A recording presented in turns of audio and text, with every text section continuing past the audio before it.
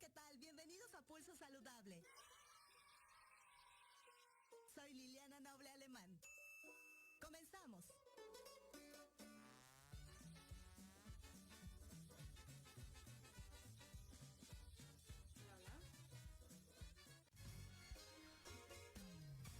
Pulso Saludable, cuidando tu estilo y forma de vida. Un programa diseñado especialmente para ti que te ocupas de tu salud. Conduce Liliana Noble.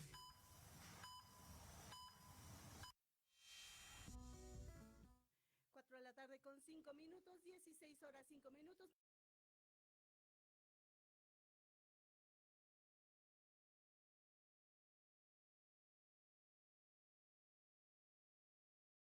Del 2022, la temperatura 25 grados centígrados. Hoy tenemos un programa bastante interesante con muchísima información y por supuesto al final los deportes. Así es que demos inicio pues a la jornada de trabajo del día de hoy. Las buenas noticias en Pulso Saludable. 4 de la tarde con 6 minutos. No sé si me vieron, creo que sí, ¿verdad? Que me saqué una pastilla de la boca. Perdón, pero es que sentía como polvito en la garganta y no tengo COVID, tengo que decirlo porque luego la gente ya, ¿no? Por todo pensamos, todo es COVID y no, también los seres humanos de pronto estornudamos, tosemos, bueno, vivimos además en una ciudad muy contaminada. Hoy tenemos un programa, le decía yo, bastante interesante, ya se encuentra conmigo y le agradezco a través de la plataforma de Zoom, la doctora Elisée Bautista González. Ella es médico y profesional de la salud pública. Obtuvo su título médico en la Universidad La Salle. Cuenta con una maestría en epidemiología social por la University College of London y actualmente finalizando su doctorado en salud pública en la misma Universidad Británica. El foco de las investigaciones de la doctora Bautista es buscar abordar el gradiente social en la salud por medio de la investigación e intervenciones. Ha dirigido y realizado proyectos de investigación cuantitativa y cualitativa en México, Reino Unido y América Latina.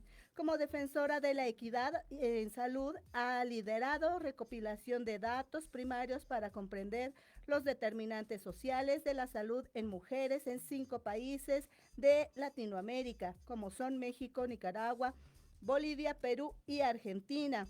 En la Fundación Mexicana de la Salud trabajó en el establecimiento de las prioridades de salud pública en el país y abogó por la asignación de recursos federales para cubrir pacientes con cáncer de pulmón.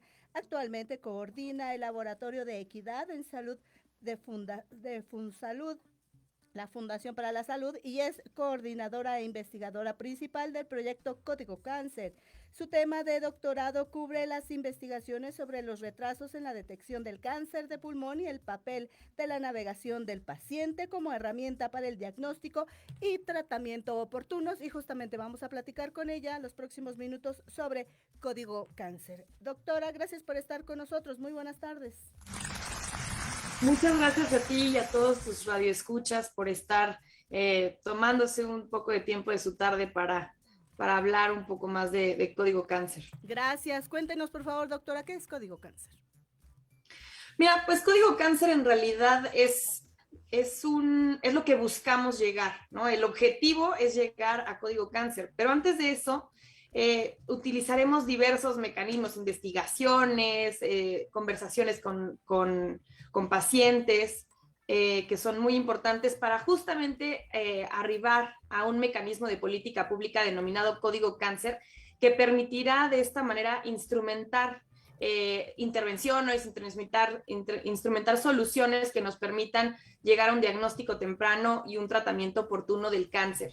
Y esto eventualmente se va a traducir en mayores niveles de calidad de vida, obviamente para los pacientes con cáncer, una mayor sobrevida, es decir, un mayor tiempo destinado con calidad de vida, un mayor tiempo de vida y los menores costos en el sistema de salud. Entonces, básicamente es esto Código Cáncer y suena muy abstracto, pero en realidad son muchos investigadores, son aproximadamente 7 grupos de investigación en el cual estamos activamente trabajando para entender, diagnosticar cuáles son los retrasos en la atención de los pacientes, no nada más en el tratamiento, sino en el diagnóstico e incluso en la sospecha de la sintomatología asociada a cualquier tipo de cáncer.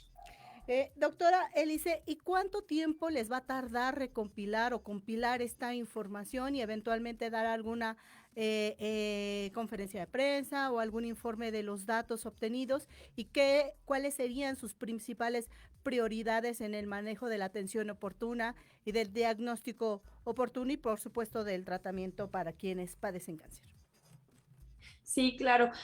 Pues en realidad todo el 2021 estaremos haciendo esta fase diagnóstica, es decir, vamos a investigar en diferentes tipos de cáncer las rutas, las trayectorias que tuvieron los pacientes para llegar a un diagnóstico, a un tratamiento. También vamos a investigar desde el expediente electrónico, bueno, cuándo es que estos pacientes llegan, cuándo realmente se tratan. Y entonces todo esto nos va a llevar un aproximado de un año, ¿no? De recolectar información y obviamente en el transcurso del año no significa que no va a haber nada, ¿no? Sino que todos estos resultados están constantemente alimentando lo que sería la propuesta robusta que generaremos a finales del año, que sería Código Cáncer, ¿no? Este código que alerta o da esta sensación de urgencia a la población de identificar sus síntomas, de referenciar a los pacientes de manera rápida desde el primer nivel y también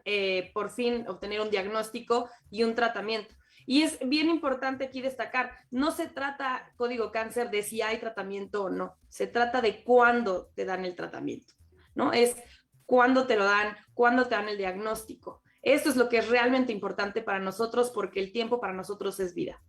Claro, y quisiera saber cómo es que van a dar a conocer esta plataforma. ¿Va a ser a través de una página web, de eventualmente de una app? ¿Las y los usuarios o el público en general tendrá acceso a información ahí o solamente va a estar destinada a la investigación médica? Este proyecto es un conjunto, como te mencionaba en este momento, de grupos de investigación que eventualmente va digamos, a todos estar en conjunto trabajando en mesas de trabajo para eventualmente hacer una app o hacer un sistema de referencia diferente o alguna solución que definitivamente consideramos que la tecnología es muy importante. Justamente alguna solución que nos permita mover a los pacientes o identificar a los pacientes que tienen mayores barreras para acceder a sus tratamientos, acceder a sus diagnósticos. Y bueno, en este momento no podemos decir si va a ser una app o si va a ser una política pública o un instrumento hospitalario o un instrumento fuera del hospital, porque justamente de eso se trata este proyecto en esta fase, ¿no? De investigar. Y entonces, en este momento lo que sí podemos hacer es proporcionarles la página, ¿no? Que es funsalud.org.mx, y en esta página tenemos muchísima información sobre qué es Código Cáncer. También en redes sociales estamos invitando a diferentes pacientes que gusten pues platicarnos de su experiencia, de sus trayectorias en el sistema de salud, justamente para vincularlo, ¿no? Con la investigación y pues que estas voces sean escuchadas. Y finalmente, cuénteme por favor, ¿cómo es que ustedes van a acotar estos tiempos de los costos y del diagnóstico y tratamiento de los enfermos con cáncer a través de esto que es Código Cáncer? Justamente lo que buscamos es empezar por medir, ¿no? Lo que no se mide, no se conoce. Entonces, por justamente empezar a medir cuánto nos estamos tardando actualmente en diagnosticar, en tratar pacientes, nos va a permitir definir al corto plazo, definir cuánto es lo que deberíamos de tardarnos, establecer métricas o metas específicas a las cuales quisiéramos llegar. Y en otros países ya lo han hecho. En otros países hablan de 2 semanas a la referencia con un especialista y 62 días del diagnóstico al tratamiento. Entonces, estos son objetivos que pueden tropicalizarse, pero mientras no tengamos un diagnóstico inicial de cómo está la situación actualmente, pues no podemos saber qué tanto nos falta, ¿no? Y a partir de eso, entonces, ¿comenzarían a diseñar propuestas de políticas públicas o ustedes comenzarían a accionar a través de FunSalud y toda la red de apoyo que ustedes tienen con las demás ONGs en pro de apoyo a los pacientes con cáncer. Sí, trabajamos muy de cerca con lucha contra el cáncer, con otras asociaciones civiles, con asociaciones de pacientes en particular.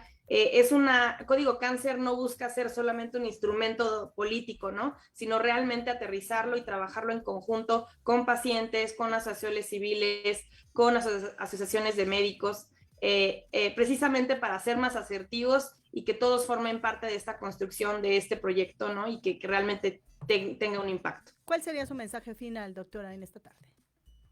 En FunSalud nosotros estamos unidos y en conjunto con otros sectores, sector público, sector privado, para disminuir los tiempos al diagnóstico y tener mayor rapidez al tratamiento. Entonces les pedimos que por favor nos sigan en redes y que estén en constante información ahí con la página, porque seguramente queremos escuchar su voz. Muy bien, doctora, gracias, un placer, vuelva pronto. Gracias a ti, un abrazo, bye bye. Hasta luego, ahí la voz de la doctora Elise Bautista González, ella quien nos platicó de Código Cáncer. Debo agradecer, por supuesto, esta interesante charla al licenciado Saíl Quiñones, quien hoy en esta organización funge como el coordinador de vinculación en este proyecto Código Cáncer. Gracias a todos ellos. 4:16 p.m. de este día 3 de febrero de 2022, la temperatura 27 grados centígrados porque ya llegó Lupita y hace mucho, mucho calor. Pausa la primera, vengo.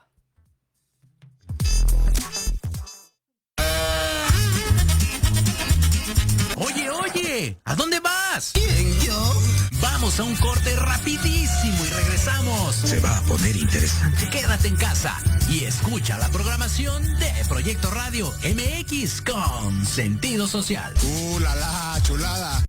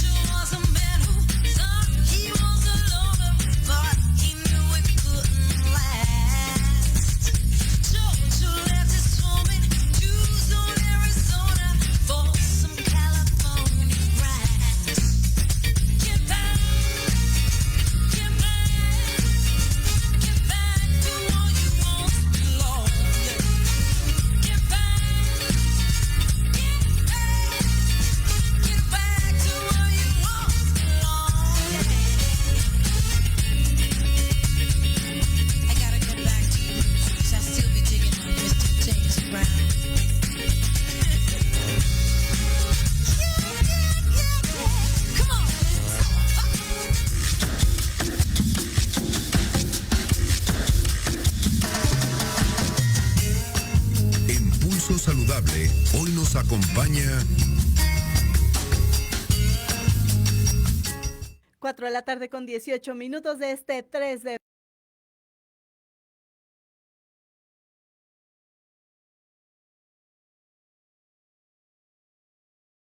O'Brien Marie, Get Back. Qué buena canción con esta mujer que tiene un vozarrón. Me encanta, me encanta. Gracias, mi queridísima Lupita.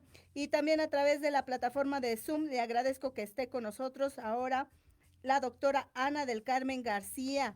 Ella es internista, alergóloga e inmunóloga clínica y vamos a platicar con ella los próximos minutos sobre dermatitis atópica, pero antes déjeme comentarle un poco de la trayectoria universitaria y profesional de esta mujer. Ella es médico cirujano, egresada de la universidad, o médica más bien cirujana, egresada de la Universidad Anáhuac, también es médica internista, egresada del Hospital Ángeles Pedregal, especialista en alergología e inmunología clínica, egresada del Hospital General de México, doctor Eduardo Liceaga, miembro del Consejo Mexicano de Inmunología Clínica y Alergia, ACAI. Qué complicado está esto.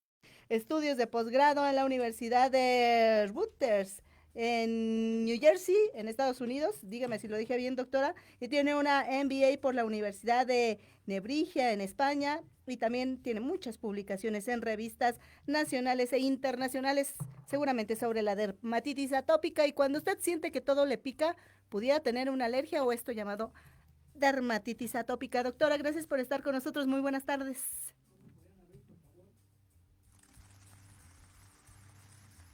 Hola, buenas tardes. Hola, hola. No, creo que no nos escucha, ¿verdad?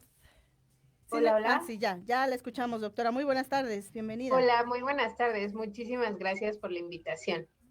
Gracias, doctora. Pues cuéntenos, por favor, qué es este tema de la dermatitis atópica y a quiénes nos puede pasar. Todos estamos libres o eventualmente algunos de nosotros podemos llegar a padecerla. Bueno, la dermatitis atópica incluso es la enfermedad crónica inmunológica más común de la piel. Aproximadamente del 10 al 15% de la población en general la sufre. Yo creo que cualquiera de las personas que nos están viendo conocen a alguien o incluso ellos tienen dermatitis atópica. Entonces es bastante común y es una enfermedad que puede abarcar todas las edades de la vida, o sea, incluso desde muy pequeños hasta muy, muy adultos, ¿no? Algo bien importante era ese mito que de chiquitos podíamos decir, bueno, tenemos dermatitis y ya cuando seas grande se te va a quitar. Esto es un mito bien importante, que no era ese mito que de chiquitos podíamos decir, bueno, tenemos dermatitis y ya cuando seas grande se te va a quitar. Esto es un mito bien importante que no se tiene que tener. Doctora, y ahora que usted menciona este tema de cuando éramos pequeños, siempre se habla la dermatitis del pañal. ¿Te dio dermatitis porque te acercaste a algún alergeno, como por ejemplo el pasto? ¿Te dio dermatitis porque te pusieron talco, que no debería de existir? ¿Nos puede dar dermatitis por cualquier cosa? Y hoy también dicen que la COVID-19 llega a producir como síntoma la dermatitis. Cuéntenos al respecto, por favor. Realmente el origen de esta enfermedad es más allá que solo lesiones en la piel, ¿no? El origen tiene vasto, esto es como un iceberg, vamos a verlo así. La piel es como la punta del iceberg y todo lo de abajo es este proceso inmunológico llamado inflamación tipo 2, que produce todos estos organismos mediadores de la inflamación que van a provocar todas estas lesiones que tenemos. Algo bien importante que es una enfermedad crónica, así como la diabetes, como la hipertensión arterial, es una enfermedad que no se quita, se puede llegar a controlar afortunadamente y actualmente, y de esto es algo bien importante que me gustaría tomar sobre el mito que solo se cura con cremas. Y bueno, los detonantes o exacerbantes de la dermatitis atópica, si bien lo dice, son los alergenos, el estrés incluso, cambios de temperatura también, a la dermatitis atópica no le gustan los climas extremos, entonces hay varios factores y también el factor hereditario. Es muy común que el hermano, la hermanita, el papá, todos tengan este antecedente de alguna enfermedad alérgica. Entonces, estos pacientes que tienen dermatitis atópica muy probablemente también tienen alguna otra enfermedad alérgica como rinitis alérgica, asma, alergia a alimentos. Entonces, de aquí podemos ir viendo poco a poco el diagnóstico preciso de esta enfermedad. Claro, ¿y cómo la gente podríamos empezar a eventualmente pensar que algo no está bien y acudir con ustedes los dermatólogos, los expertos o un alergólogo? ¿Cómo se presenta la dermatitis atópica en la piel? Esta va a variar mucho de acuerdo a la edad, eso sí, va a depender mucho. Es muy importante que se presente en cara, en los pliegues, en los pliegues de las manos, de los codos, en todas estas partes. Es como el punto pivotal de esta enfermedad es la comezón constante, la resequedad, el enrojecimiento de la piel, y que esto puede tener varias niveles de gravedad, ¿no? Puede ser desde muy leve, que solo lo tengas en alguna parte, como en tus muñequitas, o por ejemplo que lo tengas en todo el cuerpo, ¿no? O sea, va desde leve a moderada e incluso grave, ¿no? Que esto afecta realmente de forma importante la calidad de vida de los pacientes. Claro, y de inmediato hay que ir con un experto. Ustedes al momento tras la revisión, la auscultación que ustedes le llaman clínica, ¿Cuáles son los hallazgos que les hacen determinar si se llama artritis, si se llama asma, si se llama alergia o es una dermatitis? ¿Cómo lo tipifican ustedes? ¿De qué echan mano del conocimiento que tienen? El diagnóstico de la dermatitis atópica es clínico, es ver al paciente, explorar al paciente, el antecedente del paciente también es muy importante, las características en dónde se encuentran las lesiones, en el tiempo que se encuentran las lesiones, vamos a encontrar lesiones en diferentes momentos, unas lesiones muy rojas, unas lesiones ya con una piel gruesa, por ejemplo, incluso infecciones, que esto es una complicación muy común y sí puede llegar a ser muy grave, y sobre todo que persiste en el tiempo. Entonces ya todo esto, junto con escalas para nosotros valorar si es leve, moderado o grave, vamos a decidir el diagnóstico y por ende el mejor tratamiento que sea para este paciente. Claro, vayamos a los números. ¿Cuál es la incidencia y la prevalencia de esta enfermedad en el país, doctora? Vamos de un 10, dependiendo de la literatura, hasta un 15% en la población general. O es más común en niños, pero puede persistir durante toda la etapa de la vida. ¿Y por género hay más diferencia? Es decir, mujeres o hombres, ¿esto se tipifica así también? Puede ser un poquito más común en mujeres, pero realmente no es algo muy relevante en ese aspecto. Usted decía que no es una enfermedad que actualmente tenga una cura, es una enfermedad crónica, es decir, que va a acompañar al paciente a lo largo de su vida. ¿De qué ustedes echan mano de lo que actualmente se conoce, lo más novedoso para poder tratar esta enfermedad? Sin mencionar marcas farmacéuticas, solamente la sal, le agradecería, doctora. Claro que sí. Afortunadamente y actualmente, antes se creía o el mito era o existe todavía de que la dermatitis atópica solo se cura con cremas. Y si no se cura con cremas, no hay nada más. O el típico, yo creo que todos hemos escuchado la palabra esteroide, ¿no? O sea, o corticoide, ¿no? Entonces, estos son tratamientos que pueden ser de ayuda, pero en situaciones o en exacerbaciones, que esta es la característica también de la dermatitis atópica, pero en casos moderados a graves, afortunadamente, y gracias a la tecnología, ya existen anticuerpos monoclonales, se llama dupilumab, que inhibe estas dos citocinas originarias de esta inflamación tipo 2 que estábamos platicando al inicio. Entonces, justamente con este nuevo tratamiento vamos a poder lograr el control de esta enfermedad a largo plazo. Porque si bien es una enfermedad que no se cura, se controla y en casos graves sí requiere un tratamiento durante mucho tiempo y un tratamiento prolongado, así como sería la diabetes o la hipertensión, que todos la conocemos bastante bien. ¿Y estos tratamientos ahora actuales de los llamados que usted menciona, anticuerpos monoclonales, modifican el curso de la enfermedad o simplemente son para atacar las crisis que va teniendo el paciente y se van a usar el resto de la vida también? Definitivamente modifican el curso de la enfermedad porque se controla de forma inmediata y de forma constante. El paciente deja de tener brotes, el paciente deja de tener estas complicaciones, incluso no solamente con la dermatitis atópica, si el paciente tiene otros antecedentes y estos se asocian a inflamación tipo 2, como podría ser asma, por ejemplo, evidentemente el paciente va a tener una mejoría. Entonces, esto sí definitivamente, dependiendo de la edad del paciente, va a poder cambiar el rumbo de la enfermedad en sus enfermedades alérgicas. Entonces, definitivamente no la cura, eso sí, pero la logra controlar de manera importante. Los alergenos del medio ambiente o con estas llamadas, yo me lo sé, ¿no? Porque tengo alergias a algunas cosas, de estas 100 o 120 que nos llegan a hacer en la espalda, que son como dolorosas y que de pronto yo salí, por ejemplo, a 4 cosas de 100, pero tengo mis alergias. Pero, por ejemplo, esta es una prueba que ustedes identifican a ser viable en los pacientes y hay cierta relación de estos pacientes que tengan dermatitis atópica y también asma o que también tengan rinitis o que sean alérgicos a algún elemento del medio ambiente, alguna planta o algún alimento.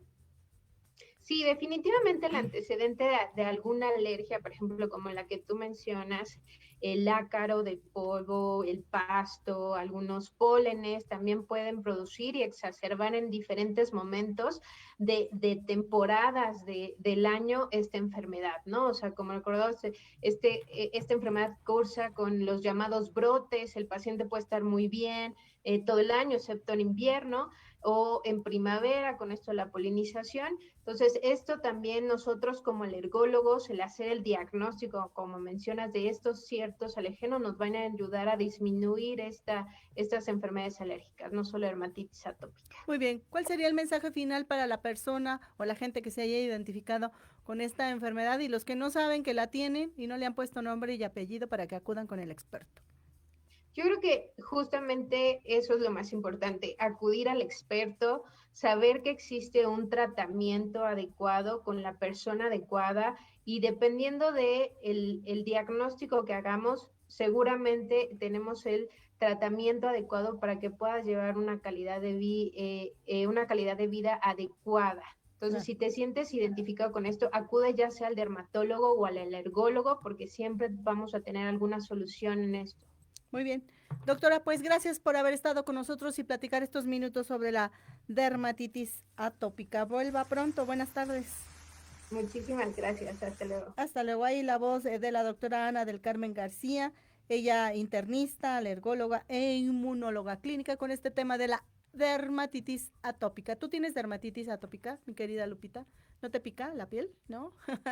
A mí tampoco. 4:30 de este 3 de febrero del 2022. La temperatura, porque Lupita seguramente ya se tranquilizó y ya bajó 2 grados, 25 grados, pero sigue siendo alto para estar en un mes de los más fríos que se supone que deberíamos de estar. Esto es consecuencia del cambio climático. Pausa, vengo.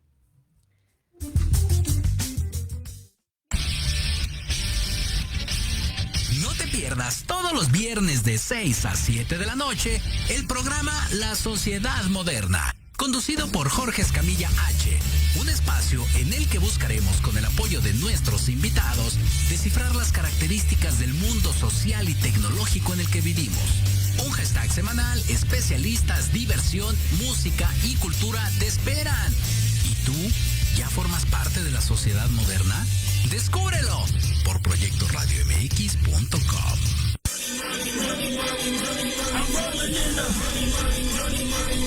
¿Quieres saber de marketing, estrategias comerciales y nuevas tendencias? Te espero aquí todos los viernes de 7 a 8 de la noche en Let's Talk Marketing, conducido por Héctor Montes. Hablaremos con expertos y analistas para darte prácticos y efectivos tips para tu negocio. Solo por Proyecto Radio MX, la radio con sentido social.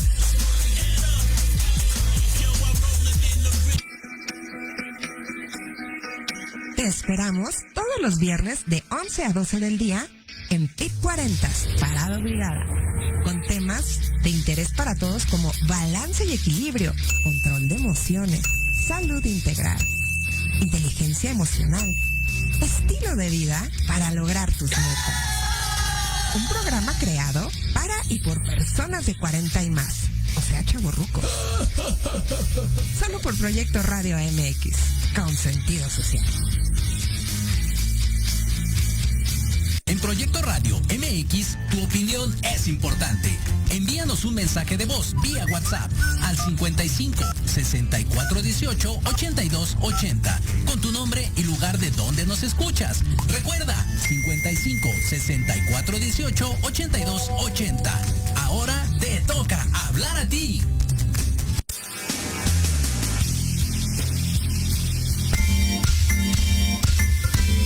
El reporte especial en Pulso Saludable.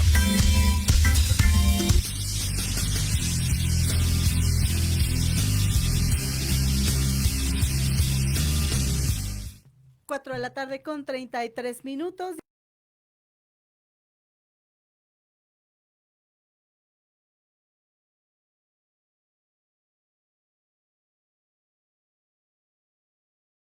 Estoy ya un poco sorda, sigo sin escucharme, pero bueno, no te preocupes. Luego lo resolvemos. Ustedes sí me escuchan, ¿verdad? Sí, estamos correctos. Bueno, vamos a dedicar los siguientes minutos a la trayectoria profesional de uno de los médicos más destacados del país en materia de tuberculosis.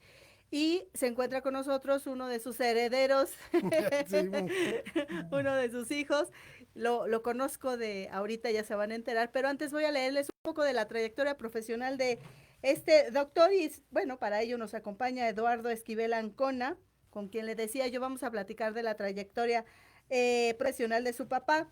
Y le voy a leer este texto: con una vida sellada por compromiso social y su entrega condicional a la salud pública y un talento reconocido más allá de nuestras fronteras, el doctor Emilio Esquivel Medina puso en alto el nombre de México, de Yucatán y por supuesto de su ciudad natal, Ticul. Pionero en la investigación de la tuberculosis en México y en el mundo, académico humanista y defensor de la medicina social. Emilio Esquivel Medina ha sido, sin duda alguna, sin duda alguna, uno de los ciudadanos más lúcidos y generosos que ha tenido Ticul. En 1931, este científico y académico yucateco concluyó sus estudios en medicina en la Universidad Nacional Autónoma de México como integrante de la generación histórica que consiguió la autonomía de la máxima casa de estudios del país. Durante 4 años ejerció su profesión en Ticul, atendiendo a las comunidades mayas en sus propias lenguas, ya que en muchos casos sus pacientes no hablaban el castellano.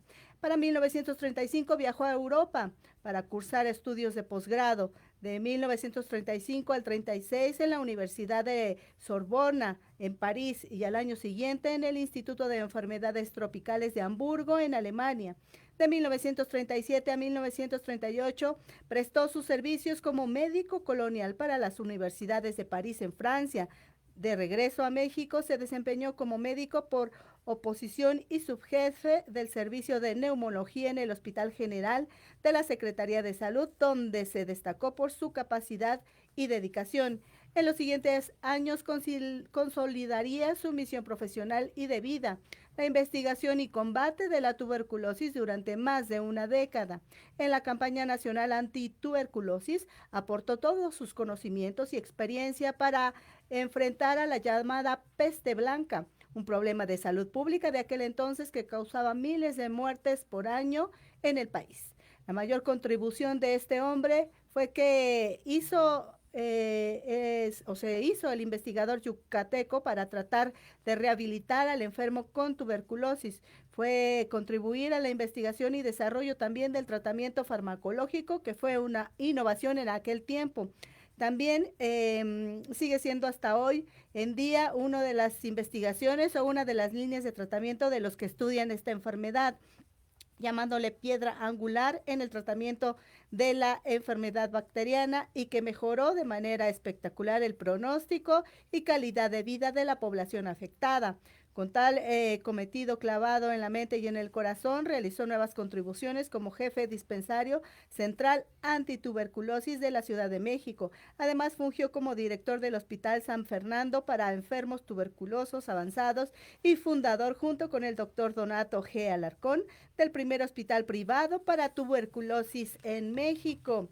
También participó además como ponente en diversos congresos internacionales. Fue catedrático de la Universidad Nacional Autónoma de México por más de un cuarto de siglo y autor de los libros de rehabilitación del tuberculoso pulmonar y quimioterapia de la tuberculosis pulmonar. El doctor Esquivel también participó activamente en la huelga médica de 1965 y luchó al lado del doctor Ismael Cosío Villegas con el fin de damnificar y hacer valer los derechos laborales de las y los profesionales de la salud.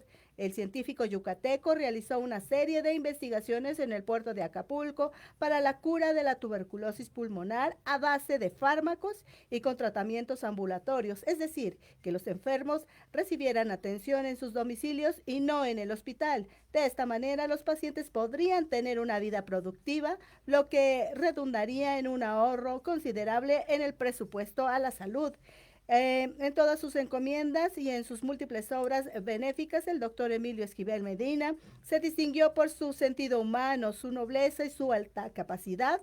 Por estas y otras razones, en 1976 su nombre fue impuesto en la principal calle de Ticul, Yucatán, decisión que años después fue injusta e inexplicablemente revocada, quedando la placa conmemorativa como la única evidencia de aquella provisión de distinción. El desempeño de este hijo pródigo de Ticul, como pionero de la investigación y estudio de la tuberculosis, abrió grandes esperanzas de vida para las personas que padecen esta enfermedad y representa una aportación invaluable a la medicina mundial y un ejemplo, por supuesto, de desempeño social que merecen ser reconocidos. Y en Pulso Saludable, por supuesto que hacemos este reconocimiento a tu padre. Me imagino, no te podía ver, querido Eduardo, pero se te removieron todas las emociones, los sentimientos. Esta es tu casa, amigo. Sí, muchas Siéntete gracias. como quieras, pero ¿qué se conmemora? ¿Es el aniversario luctuoso, su natalicio? ¿Cómo es? No, él murió el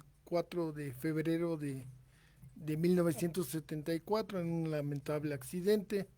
Estaba por publicar otro libro de sus investigaciones que habían sido muy exitosas.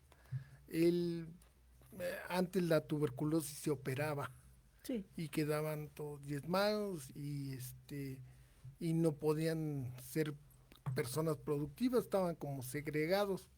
Entonces él estuvo investigando un tratamiento que evitara la operación, y este tratamiento farmacológico, o sea, con puros fármacos, con puras drogas, aliviar la tuberculosis y que la gente tuviera el tratamiento ambulatorio, que en lugar de los grandes, como Huipulco, los grandes centros hospitalarios, o como San Fernando, donde era mi padre director, pues se achicaran y que la gente con tuberculosis pudiera atenderse en su casa y llevar una vida normal.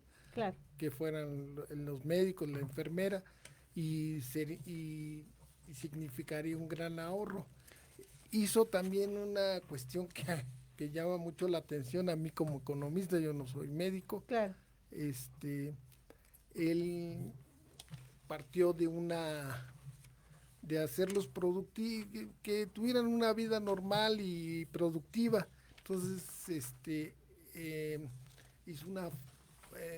instituyó una fábrica dentro del hospital, una fábrica de suéteres. Bien.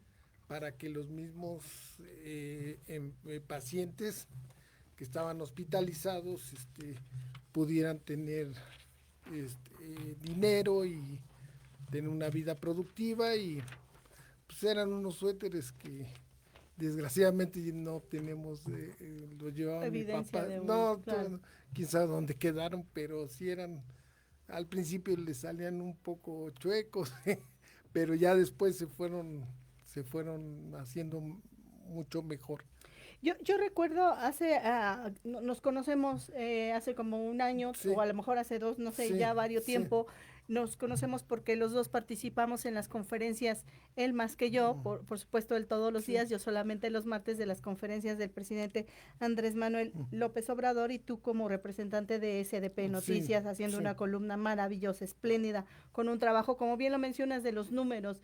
Yo hace rato hablaba con el director general y te presumía de que eres un genio de los números. No tanto. Y yo te quisiera preguntar, te acercaste al doctor Hugo López-Gatell, le entregaste un libro, y él como epidemiólogo también, como par de tu papá y estudioso de muchas cosas, ¿qué te decía? Porque me dijo también o me decías tú que también ya había empezado a leer el libro y estaba maravillado. Sí, lo que me comentó, yo me le acerqué a él porque vi en su currículum que él el doctorado lo hizo sobre los pacientes con VIH que desarrollaban tuberculosis.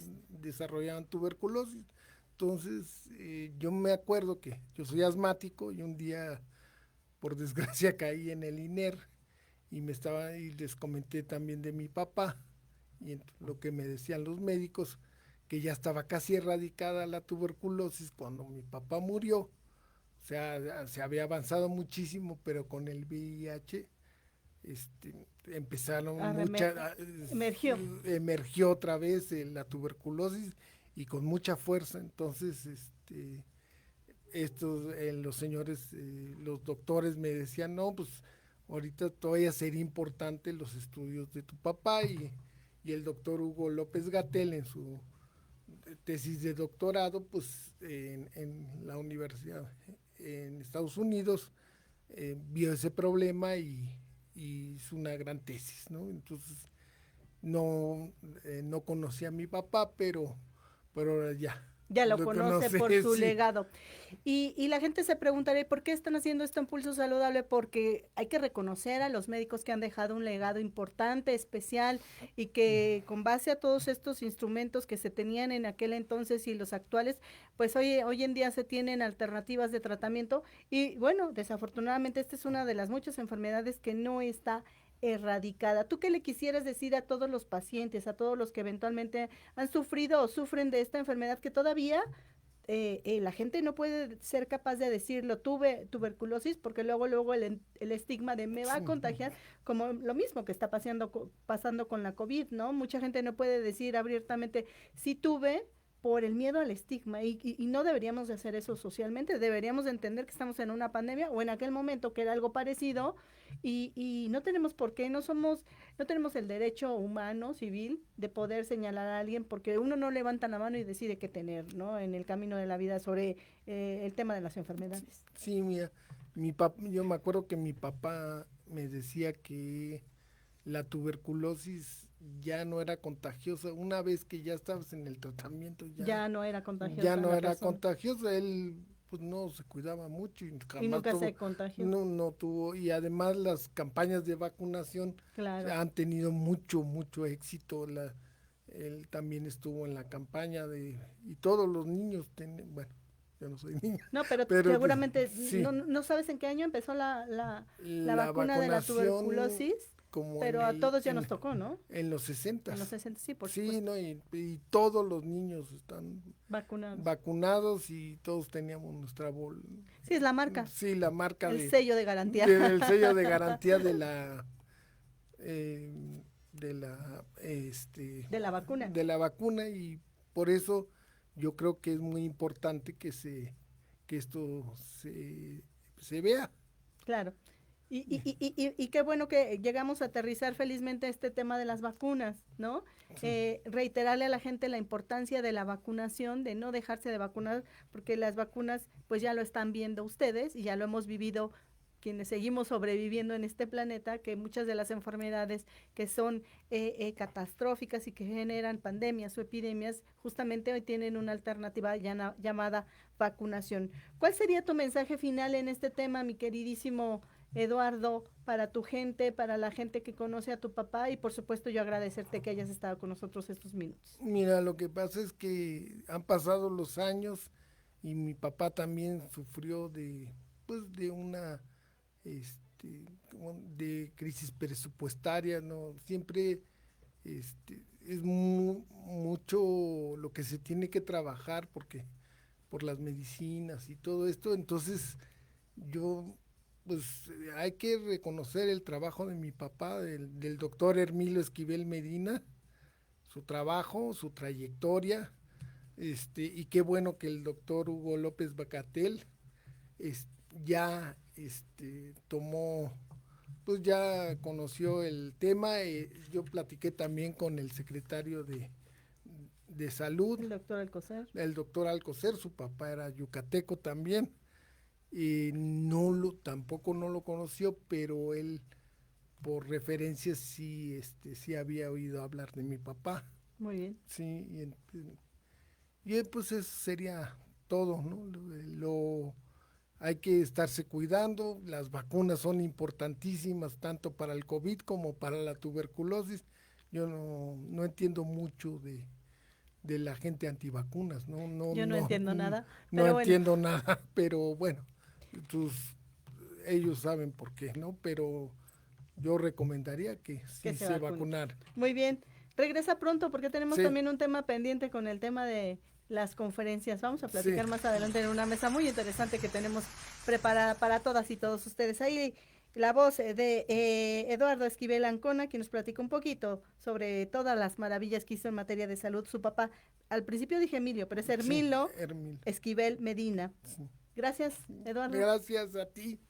Vamos a Liliana. hacer la última pausa en Pulso Saludable porque ya viene George, el señor de los deportes. Venga. Minuto 87 del partido, no podemos quedar en tablas. Estamos en un lugar de Latinoamérica, el estadio es una hoguera. La lleva el número 10, la lleva, la toca, gambetea, jugada de gol, gol, gol, gol.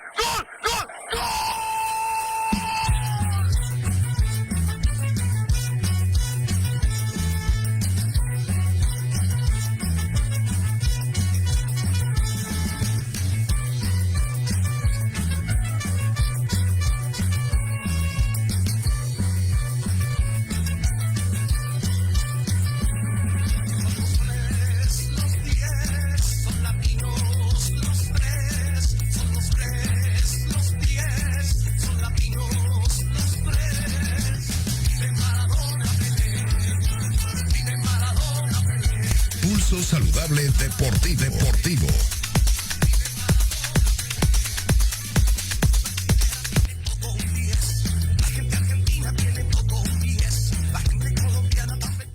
Cuatro de la tarde.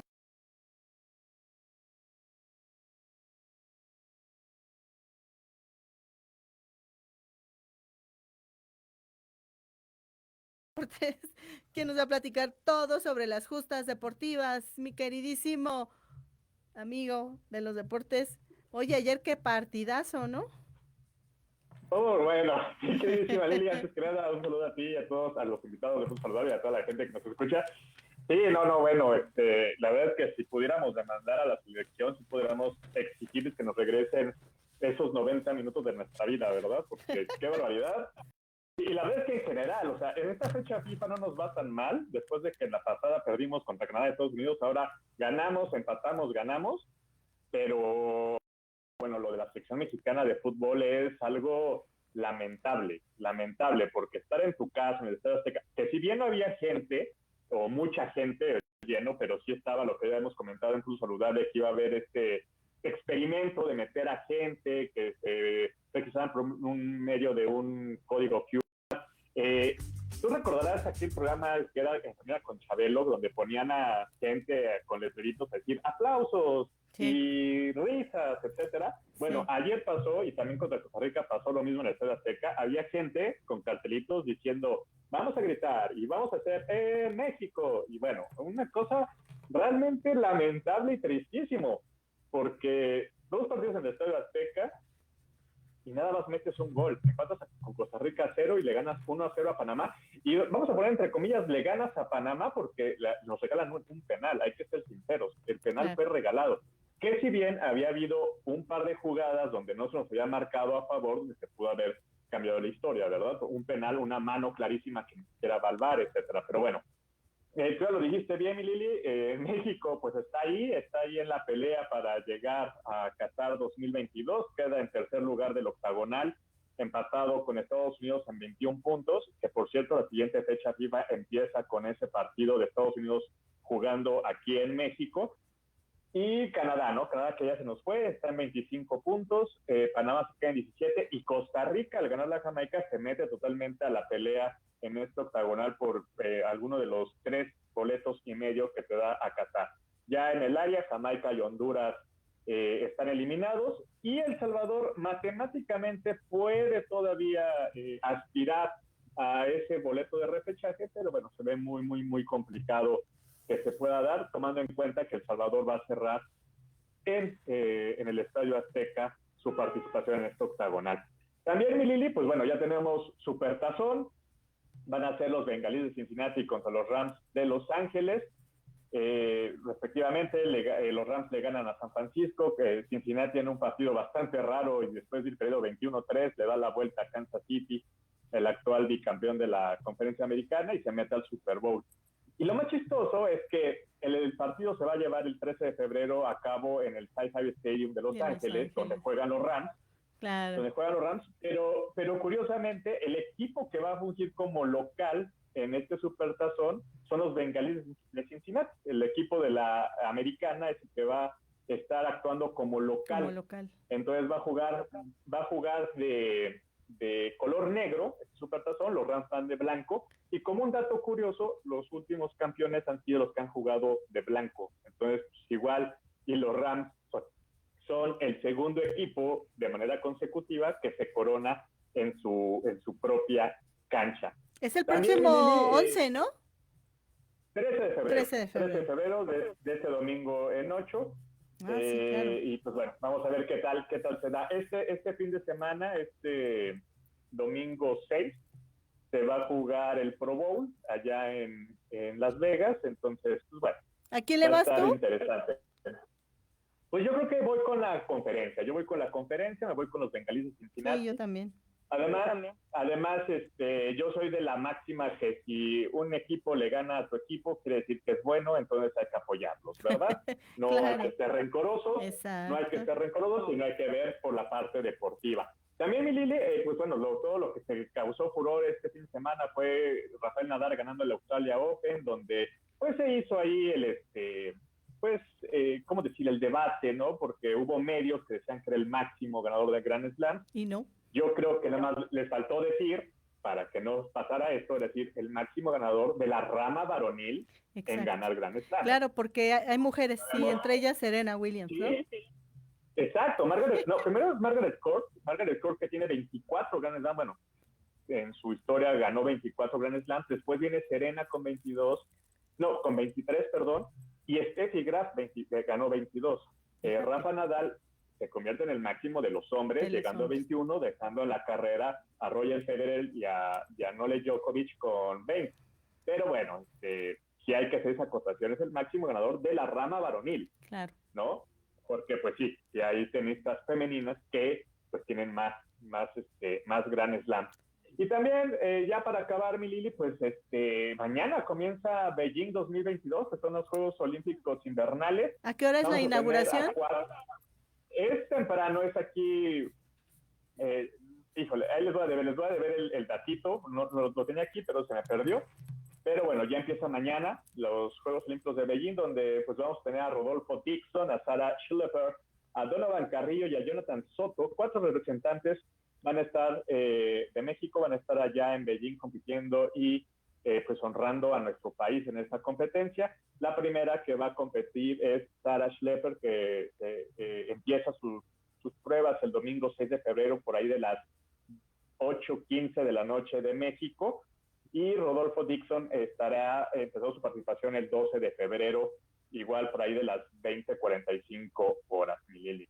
También para acabar, también el sábado 5 ya empieza el Mundial de Clubes, donde pues nuestro representante del área, no tiene que ser de México, sino sí tenemos que decir que es el representante del área, va a ser el equipo de Monterrey contra el Al Ahly de Arabia el próximo sábado 5 a las 10:30 de la mañana.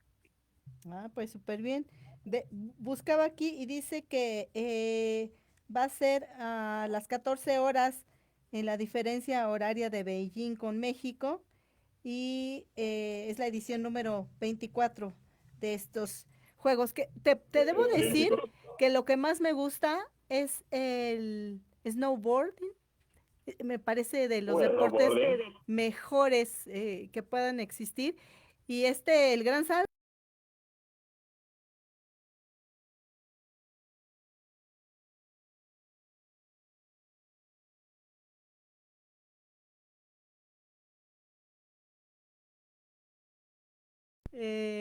Claro, eso es muy bueno, sí, eso es muy bueno también. Pero bueno, también puede ser individual, en sí, equipo, también habría que ver las competencias de las piernas, Lupita, no te puedes perder las piernas de los patinadores, de los de velocidad, ¿no? De ellos y de ellas, y por supuesto a los mexicanos. Sí, ese que dice de los de velocidades son cañones, sobre todo hay que seguir allá al equipo holandés, que son los grandes, el equipo Tulipán es el gran favorito en esta parte. Sus entrenamientos son bárbaros, o sea, compiten o sus entrenamientos van contra una turbina, pues están loquísimos, les ponen una turbina y a contraviento tienen que patinar al máximo para agarrar. Claro. Pero bueno, ya estaremos viendo qué tal nos va, mi Lili, muchísimas gracias ya Lupita en producción, a todos un saludable y pues ya estaremos viendo por acá la próxima semana. Gracias, corazón, te mando un abrazo y un beso, cuídate mucho, por favor. Ya te toca la tercera dosis, igual que a mí. Te quiero, buenas tardes, adiós. Ahí Bye. Jorge Negrete con el tema deportivo. Y con esta información me toca despedirme, no sin antes recordarle que tenemos una cita la próxima semana, 4 de la tarde en punto. Gracias, Lupita, gracias, Eduardo. Soy Liliana Noble y como diría el doctor Hugo López-Gatell, si no tiene salidas esenciales que hacer, todavía quédese en casa porque esto todavía no acaba. Adiós.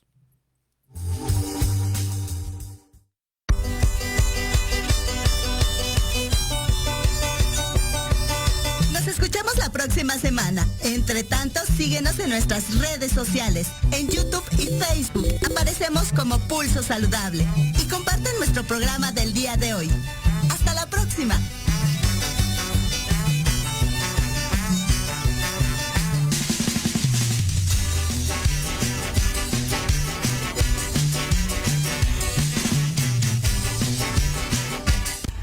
Estás escuchando Proyecto Radio MX con sentido social.